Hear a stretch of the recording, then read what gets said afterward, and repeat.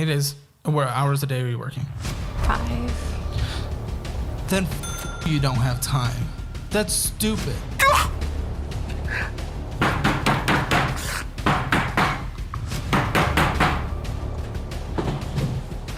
You don't understand.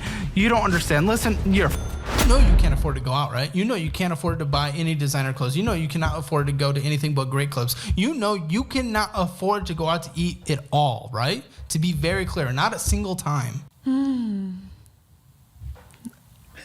I'm speechless. Do you know you cannot afford that though? I get I feel like it saves me so much time though, so I can work on my business. Work on your How many hours a day are you working? It depends. And now I'm doing more things now. Give me average. An average? How many days or hours a day are you working? 5. Then you don't have time.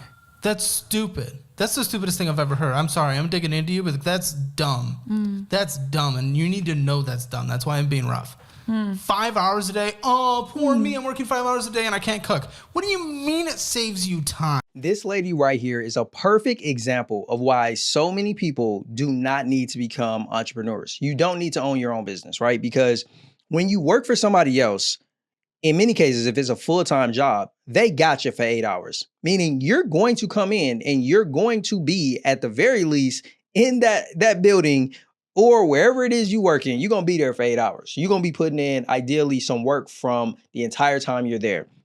There are no 5-hour days unless you're working a part-time job. And that is what so many people like this young woman who does not understand. You claim to be a business owner and an entrepreneur, and I'm sure they typically use it as a flex, like, oh yeah, and don't even get me started on the people that talk about, oh, I'm a serial entrepreneur. Man, all you doing is collecting LLCs, especially if all you're doing, like this woman, is working 5 hours a day.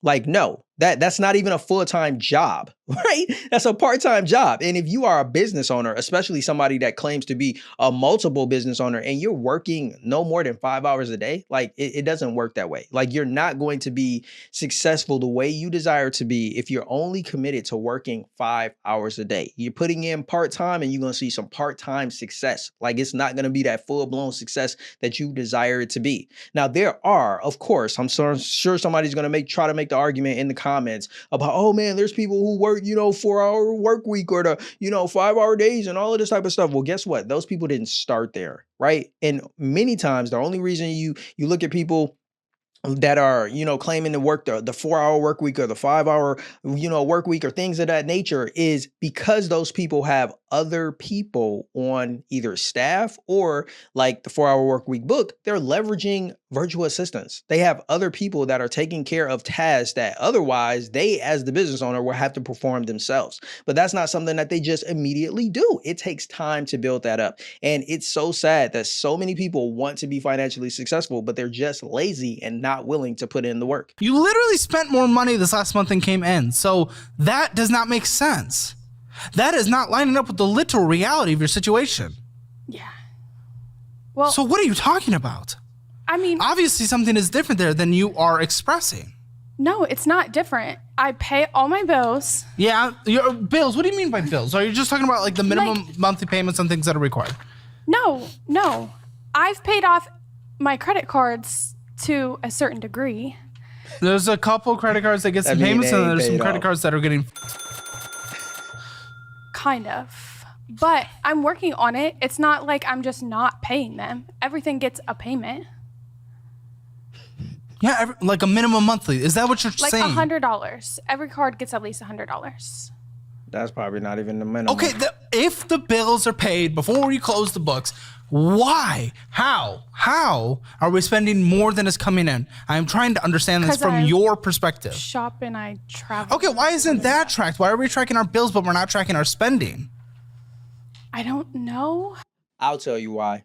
People don't track their spending because they've never, one, been taught to, and then secondly, they're scared to in many cases. Some people know, and let me be clear. The people who've never been taught it, And I think that's the majority of people. Like, unless you grew up in a household where, you know, financial literacy and financial management was important, 9 times out of 10, you didn't have anybody in your household telling you that you needed to have a budget, that you need to track your spending, that you need to track your, you know, your income and your expenses and all of that stuff. So we can say that that's fair. That's not what a lot of people experience, but we can't ignore the fact that there are an abundance of resources on learning how to do it. Like, you got books, you got courses, you got, you know, classes that you're taking in school, whether it's high school, whether it's college, that you can learn these things. You got YouTube, right?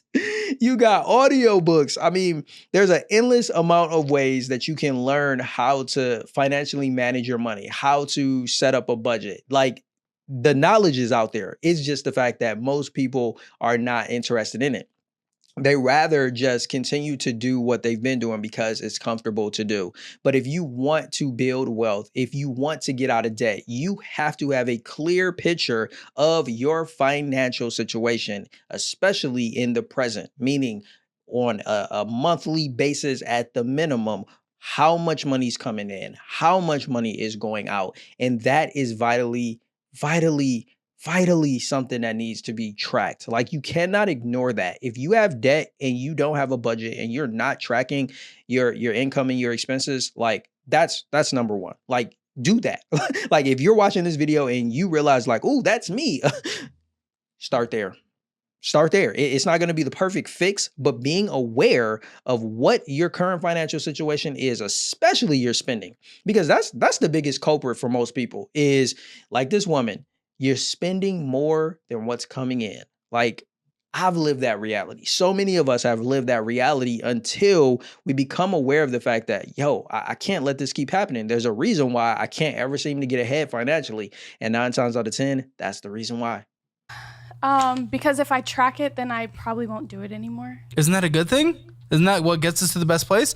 Yeah. Realting's a very interesting profession in the fact that, again, like you said at the beginning, you don't get paid unless you make a big sale. So if you're not doing anything or helping someone find a place as well, I know some of it with commission is kind of changed up recently, but either way, whatever. You don't get paid unless you get paid. It's not an ongoing bi-weekly payment. Okay, wonderful.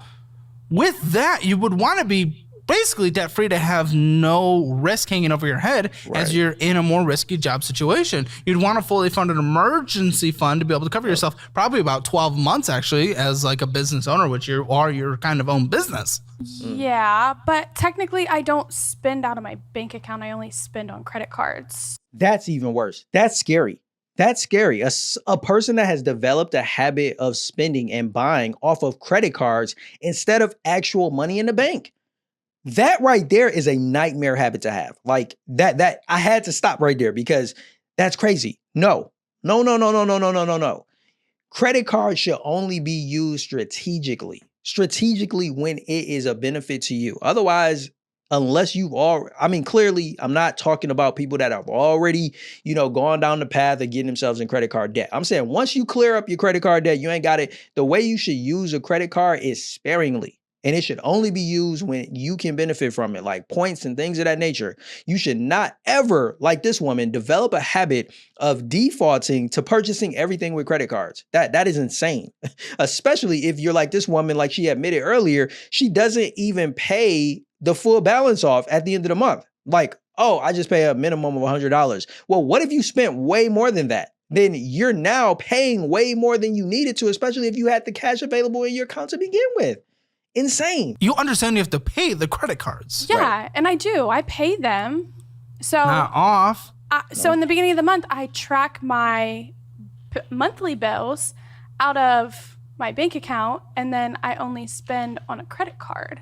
So I don't Yeah, have but you any don't other- put back on your credit card what you spend on it. Right. I know. So it doesn't work like that. What is your philosophy on this? Well, I don't really have a philosophy. Tell me your I'm reasoning, because working- there was at least a half a thought that made you go into that. I can tell you why. Like, I'm gonna keep it a buck. The reason why she spends on credit cards instead of spending out of her bank account is clearly because of the fact that she doesn't have enough money in her bank account to cover the things that she wants to buy.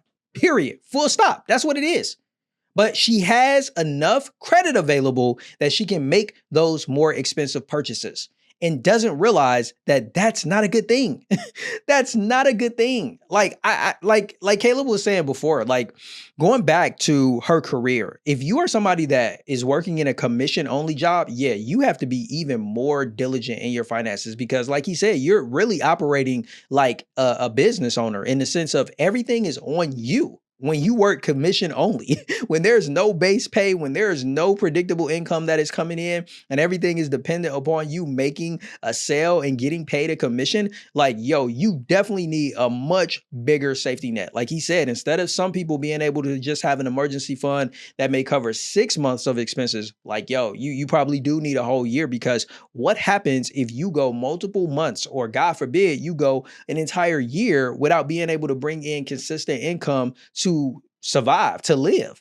That's a scary, scary reality and situation to be in. So definitely, if you are working a commission only job, be aware of the fact that you have to be even more diligent in your financial management and tracking the money that's coming in and coming out. And please don't be like this woman. Do not depend on credit cards. Do not spend more money than you have. That made you go into that. Because I thought that, honestly, I just like to spend money. Yep. So I get it, but I don't your have a thought. reasoning behind the Spend money credit she don't card have. versus the bank account. well, they're rewards credit cards, Nah, that's BS. and they don't all have interest. So the A ones couple They are all interest do. free right now, yes. Yeah. and they'll be paid off before the Says No, what? They're good going luck. up. What are you talking about? It's confident. There also is card accruing interest.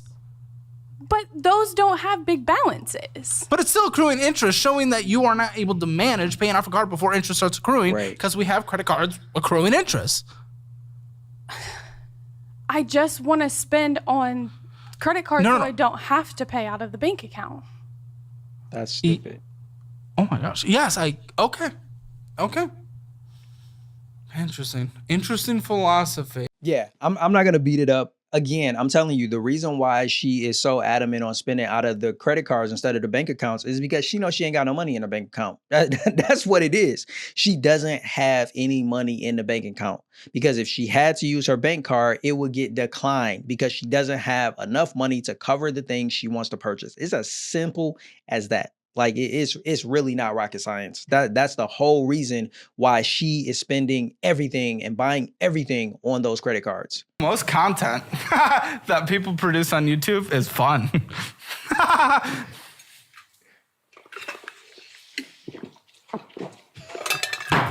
Yeah.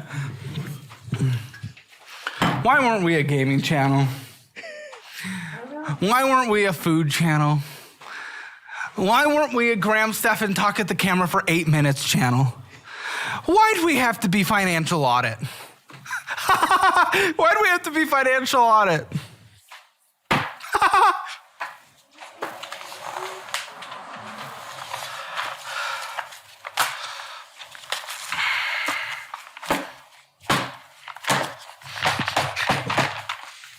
I'm sorry.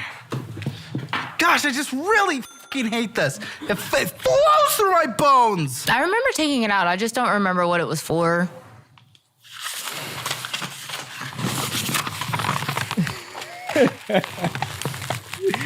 Caleb, wild. They started garnishing your wages from this loan?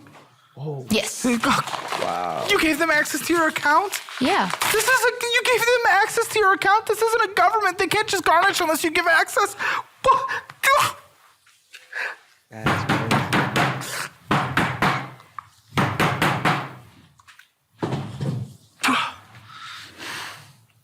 I'm sweating so much. And this is so. You don't understand. Listen, you're at this point. Listen. Actually, do I have empathy? But for you and how you do things? Boop boop. Bye bye. You're. This, ladies and gentlemen, is an example of a situation you never, ever, ever, ever want to be in. This young lady is getting her paychecks garnished, not by the government. She had a loan with somebody and she gave them access to her account in order to garnish her wages in order for them to get their money back. And that is something that, she did not have to do. right? Like, this is why it's so important to not just be financially literate, but to actually know your legal rights. Like, you do not have to give those people access. You have to actually approve that. Like, it's not something that is being, essentially placed on you by the government. Like, it's not like you owe the IRS and now they are coming to make sure that they get paid what they want to get paid. Like, this is a private institution. So this right here, this whole video, this whole compilation, man, we saw Caleb crashing out, going crazy. Moral of the story is we have some women here who were in some very financially irresponsible situations, and there are lessons that you can learn from each of them. And I advise you to definitely take the things that we talked about today seriously. At the very least, if you do not already have a budget, if you are not already tracking what money is coming in and what money is going out on a monthly basis minimum, right? You could do it even as frequently as weekly as you wanted to, but at least monthly, making sure that you're tracking what money is coming in, what money is going out, and having a budget, making sure that you are not spending on credit cards, but you are only spending money that you have in your bank account. Make sure you're paying your credit cards on time. Like, there's so many lessons that have been sprinkled throughout these people's experience.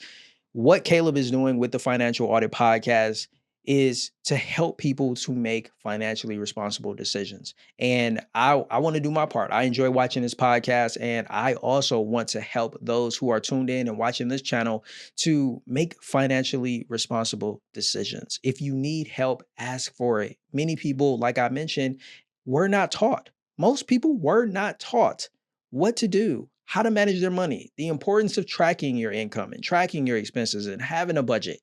That's fine. If you don't have the knowledge, we know the knowledge is available, like I mentioned, in so many different facets. No matter what type of learner you are, you can find something that can help you when it comes to improving yourself financially. Ask for help.